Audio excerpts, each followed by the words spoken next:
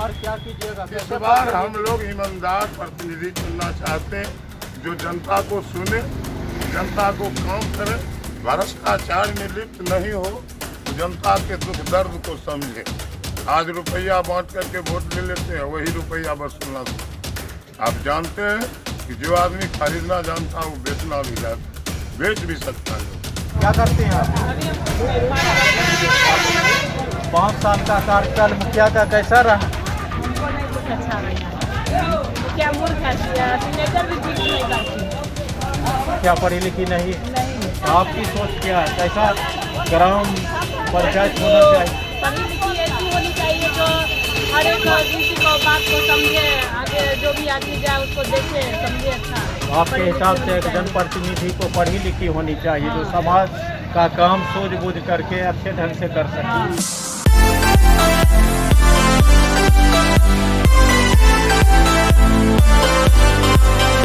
नमस्कार, आदाब।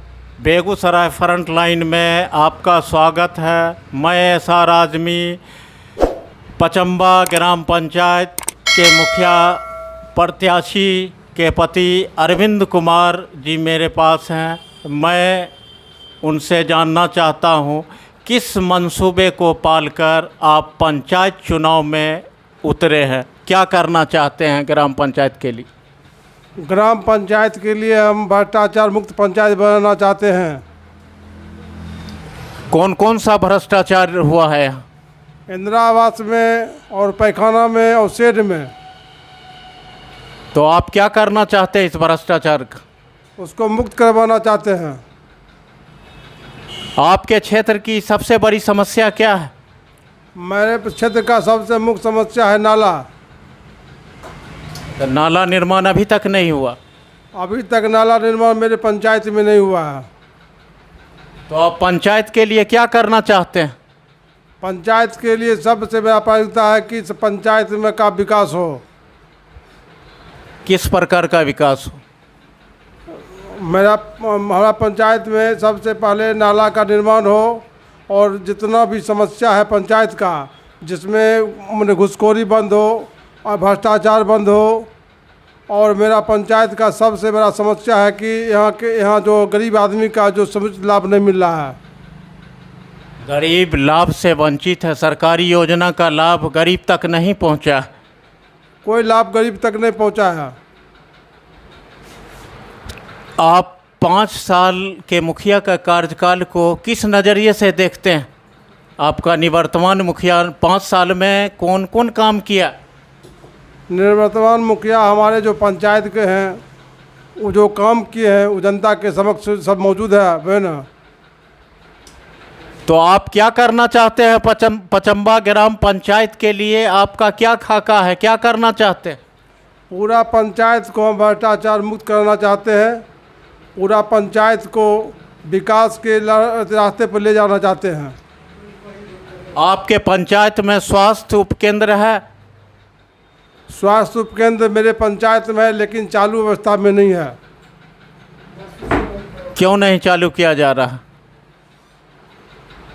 क्यों स्वास्थ्य के उपकेंद्र को क्यों नहीं चालू किया जा रहा? जागरूकता आदमी नहीं है। आदमी की जब तक जागरूकता नहीं होगा तब तक पंचायत चालू नहीं होगा, तब तक ये चालू नहीं होगा। तो आप चुनाव जीत जाते हैं तो सबसे पहले कौन सा काम अपने ग्राम पंचायत के लिए कीजिएगा? स्वास्थ्य क्षेत्र में काम करना है, नाला नाली के क्षेत्र में काम करना है, विकास के क्षेत्र में काम करना है। विकास के क्षेत्र में काम करना है। और आपके पंचायत में हाई स्कूल है? मेरे पंचायत में एक हाई स्कूल है, जो पचम्बा पंचायत बागबारा में हाई स्कूल है। एक स्कूल। महिला के लिए गर्ल स्कूल है, लड़कियों के लिए? कोई गर्ल स्कूल नहीं है मेरे पंचायत में।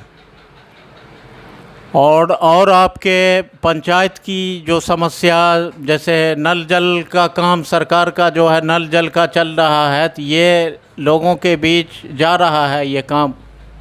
मेरे पंचायत में जल नल बिल्कुल फेल हो चुका है। सब घर घर गया है जल नल?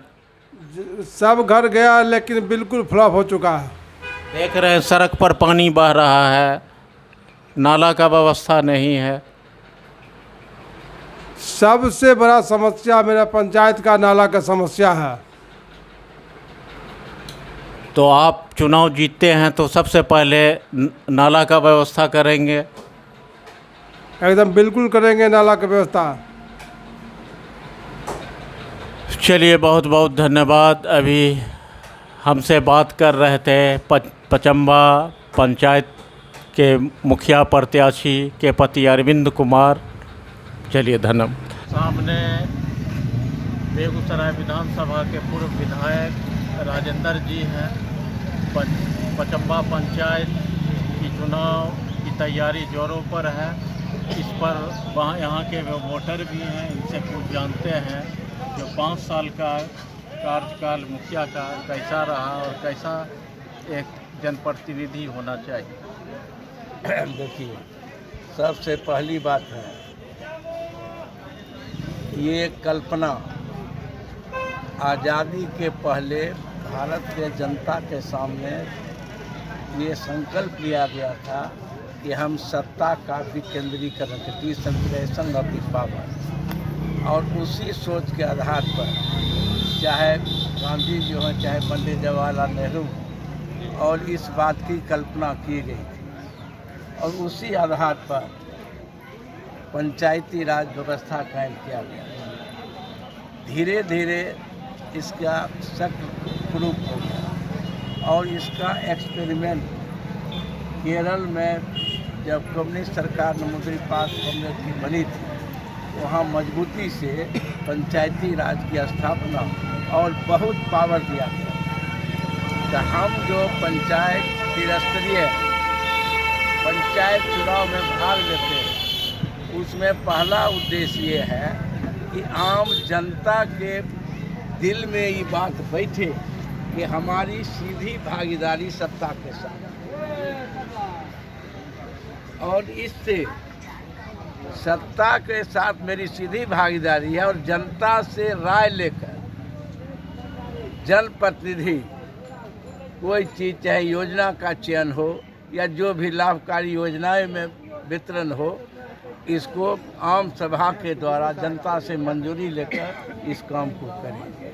मगर आज देखते हैं एक भी कायदे संदोग पंचायत है जहां पर इस तरह प्रक्रिया कुछ होती है, और हमारी भागीदारी इसलिए इसमें है कि जनता के सीधा संपर्क से जनता की राजनीतिक चेतना का विकास होता है। ना पूछता है जो कोई है हो निरपहमों का हानि, इस प्रवृत्ति को बदलने की जरूरत है। ये हमारा चीज़ है, हमारी संस्था है, और तब उसका जब राजनीतिक चेतना बढ़ेगा तो समाज के आगे विकास के लिए वैकल्पिक नीति को लागू करने के लिए संघर्ष तीखा होगा। हम इस आधार पर, और जहाँ तक इस पंचायत का सवाल है, तमाम आम तौर पर लुटेरों का सरदार सब प्रतिनिधि बना दिया। सब लुटेरा है, जनता का फंड का मिसयूज करता है। बहुत सी योजनाएं हैं जो योजनाओं का पैसा उठ गया है, काम कुछ नहीं।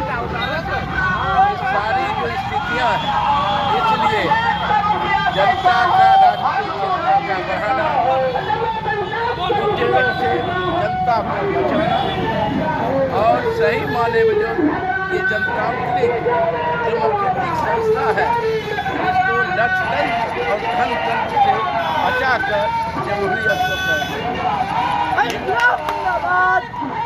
बढ़ता हुआ लूट खसोट को कैसे रोका जा सकता है? वही न, जब तक जनता की चेतना नहीं बढ़े और जो ईमानदार जनप्रतिनिधि का चयन नहीं होगा, तो ईमानदार जनप्रतिनिधि बनेगा वो जनता की चेतना को बढ़ाते हुए लठतंत्र, धनतंत्र और भ्रष्टाचार, ये तीनों पर अंकुश लगाया जाता है। ईमानदार लोग आते हैं चुनाव में तो जनता उसको नकार देती है, वोट नहीं देती है, इसका क्या कारण? यही कारण है, लोगों की चेतना नहीं है, जागरूक। लोग बुझता है कि एक सांझ दारू पी लिए, फिर वो मांस खा लिए, कुछ पैसा ले लिए, यही समझ ही नहीं है कि हमको क्या चुनना है। इसी चीज़ को दूर करना है। अगर कोई खिलाता है तो उसको सीधा कहो तुम जब हमारे ईमान को खरीदने के लिए आए हो, तुम्हारा ईमान पहले बिक गया। तो जनता के, आप एक जनप्रतिनिधि है, जनता के बीच क्या मैसेज देंगे पंचायत चुनाव को देखते हुए? पंचायत चुनाव के देखते हुए सही लोगों को चुनाव हो, भ्रष्टाचारियों से समाज को मुक्त करो, और जो लोकतंत्र आज स्थिति ये हो गई है कि अपराधी हथियार बंदस्ता और लूट खसोट अपहरण गुंडागर्दी करके पैसा इकट्ठा करके जनता में छींटना, जनता इससे बचा रहे, वो कहाँ से पैसा लाया, और आज तुमको देगा तो 5 बरस तक वो तुम्हारा खून पाछेगा। इसलिए जनतांत्रिक जो अधिकार है उसका सही दिशा में इस्तेमाल होना चाहिए, सही प्रतिनिधियों का चयन होना चाहिए और लुटेरों से मुक्त होना चाहिए। क्या नाम है आपका? रामविलास 5 साल का मुखिया का कार्यकाल कैसा रहा? मिला कितने रहा? विकास का काम हुआ? हाँ बोले।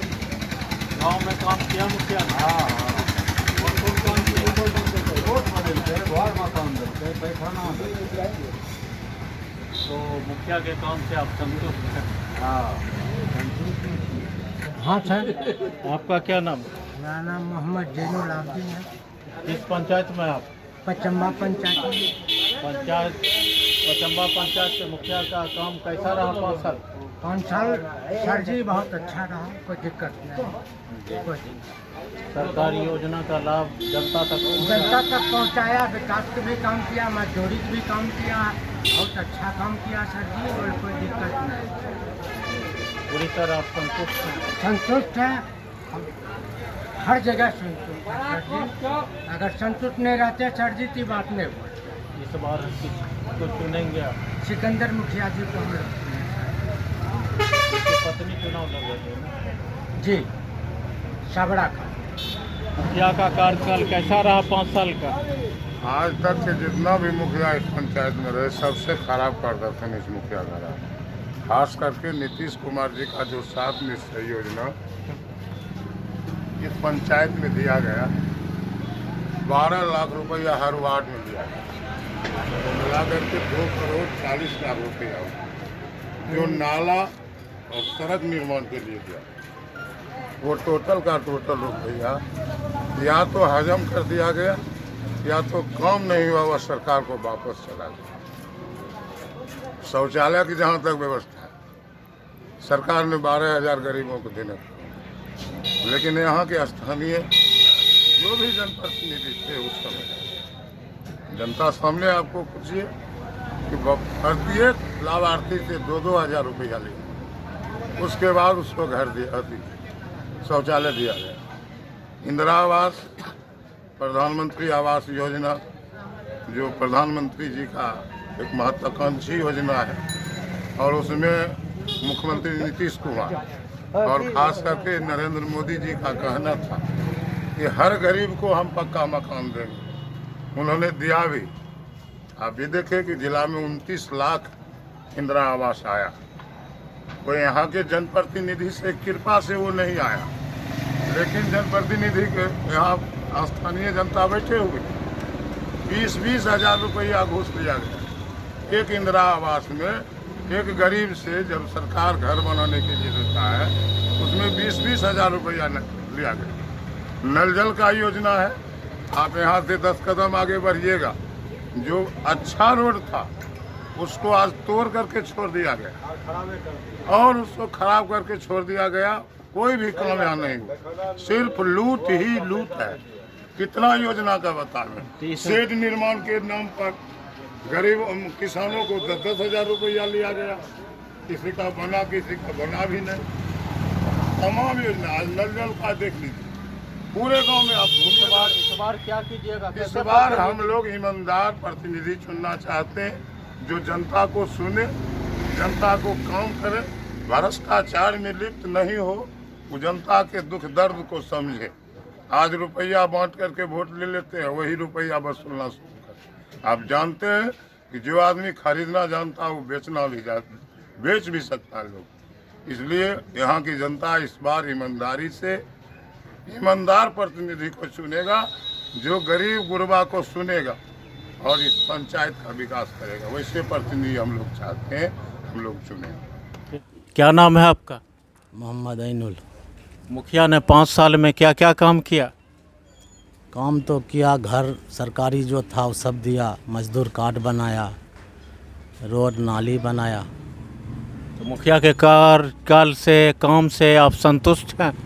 हम लोग तो संतुष्ट हैं। इस बार कैसे प्रतिनिधि को आप चुनेंगे? देखिए, ये जनता चुनेगा, व्यक्तिगत हम नहीं चुन सकते। ये जनता काम के ऊपर अंजाम देगा। जी, तो आप पूरी तरह संतुष्ट हैं मुखिया के कार्यकाल से? हम लोग तो संतुष्ट हैं। अब रहा जनता, इसका फैसला का मालिक है, जनता करेगा। आपके वार्ड में कौन कौन काम हुआ? हमारे वार्ड में नाली नहीं हुआ, अभी भी पड़ा हुआ है। तो खैर वो ज़मीनदाता नहीं दिया है, इसलिए रुक गया। एक सेक्शन पास था, ज़मीनदाता नहीं दिया, इसलिए मुखिया जी छोड़ दिए। क्या नाम है? क्या करते हैं आप? 5 साल का कार्यकाल मुखिया का कैसा रहा? हमको नहीं कुछ अच्छा लगा। मुखिया मूर्ख है, सिग्नेचर भी ठीक से नहीं करती। मुखिया पढ़ी लिखी नहीं, तो इस बार क्या कीजिएगा? इस बार क्या होगा? हम तो वोट नहीं देते, मेरा अभी एज नहीं हुआ है। वोट देने का एज नहीं हुआ, अभी 18 साल नहीं हुआ। तो जो यही सब बोले बदलाव करेंगे, वही बदलाव। गाँव में नल जल योजना, सरकारी योजना का लाभ?